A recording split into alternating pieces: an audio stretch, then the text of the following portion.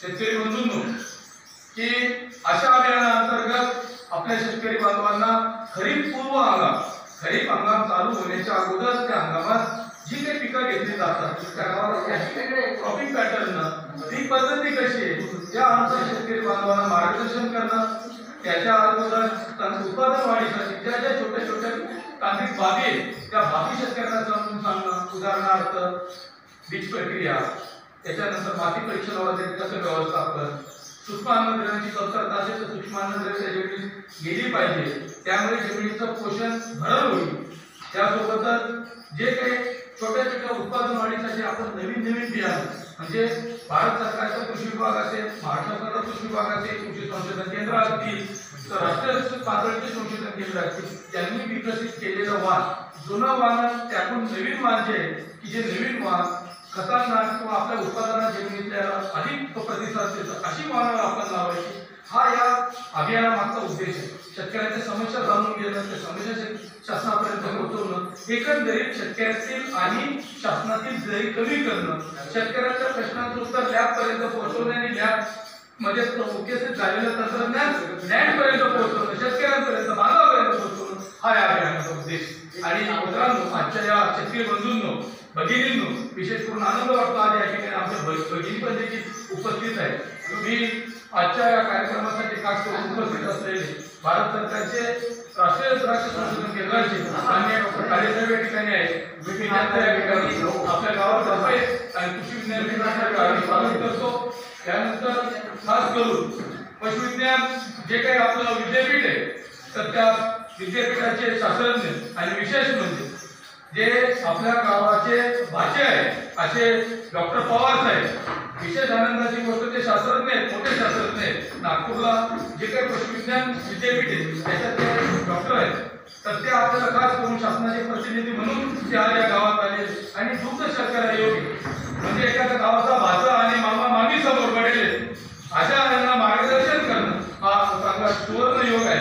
तर मी आपल्या गावातर्फे शासनातर्फे त्यांच्या ठिकाणी स्वागत करतो। त्यासोबतच आपल्या धुळे जिल्ह्याचे आपल्या साखर तालुक्याचे तालुका कृषी अधिकारी मान्य श्री योगीजी सोनवणे या ठिकाणी व्यासपीठावर उपस्थित आहेत, त्याचे मी त्या ठिकाणी स्वागत करतो।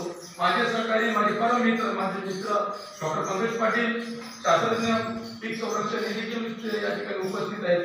त्यासोबतच माझे सहकारी डॉक्टर गावी, त्यानंतर त्या आपल्या या मंडळाच्या मंडळ कृषी अधिकारी श्रीमती जनानीस मॅडम हे देखील नव्याने या ठिकाणी रुजू झालेले आहेत, त्यांचं देखील या ठिकाणी स्वागत। या ठिकाणी अनेक उपस्थित माझे जे काही आत्मीय मित्र आहेत, त्यासोबतच जे काही सरपंच साहेब आणि कसं असतं व्हीआयपीचे असतील, पदाधिकारी असतील, त्यांचा उल्लेख या ठिकाणी आपल्याला करावा लागेल। सरपंच काय जितेंद्र करणार साहेब या ठिकाणी उपसरपंच आपल्या धमनाळ गावाचे या ठिकाणी उपस्थित आहेत। त्यासोबतच आमचे जे काही माता भगिनी आणि ज्येष्ठ शेतकरी बंधूंनो, मी आपला अधिक वेळ न घेता मी या ठिकाणी आजच्या या कार्यक्रमाचं शेतकरी बंधूंसाठी मी या ठिकाणी मार्गदर्शन म्हणणार नाही, चर्चामध्ये की आपल्याशी हितगुज साधण्यासाठी मान्य पवार साहेबांना विनंती करतो की त्यांनी आमच्या शेतकरी बांधवांची या ठिकाणी संवाद साधावा।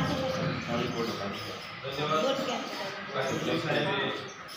कृषी क्षेत्राचे उत्कृष्ट असे सायंटिस्ट आहेत, स्वतःचा परिचय करून दिला आहे, परंतु शेतकऱ्यांच्या मार्गदर्शनाने आम्ही आता बघत आलो आहोत। अतिशय सोप्या भाषेमध्ये जर शास्त्र तुमच्यापर्यंत पोहोचायचं काम होत असेल तर याच्या वाणीतून होता येईल, शब्दातून होतं म्हणून त्यांचं खरं त्यांनी खूप चांगला संवाद साधला। तर धमनाळ गावातील उपस्थित सर्व ज्येष्ठ आदरणीय केंद्र शासनाचा जो हा कार्यक्रम आहे, तर या अभियानांतर्गत आपण सर्व जमलेलो आहोत पूर्व खरीप हंगाम नियोजन आणि त्याच्या संदर्भात मार्गदर्शन चर्चा करतो। माझा विषय पशुसंवर्धनाशी रिलेटेड आहे।